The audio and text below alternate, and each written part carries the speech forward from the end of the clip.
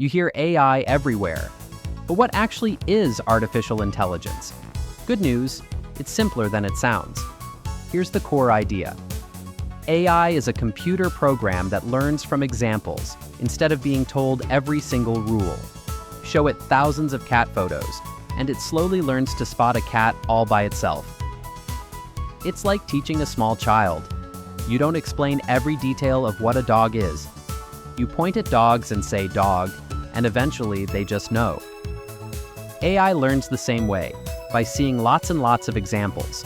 And you already use AI every day. It sorts your photos, it's how Netflix suggests shows, how your keyboard predicts the next word, and how chatbots answer your questions. But AI isn't magic, and it isn't a brain. It doesn't truly understand like you do. It's making very smart guesses from patterns. So it can be confidently wrong. Always double-check anything important. AI is a program that learns from examples to spot patterns and make guesses. Powerful, but not perfect. Subscribe for more.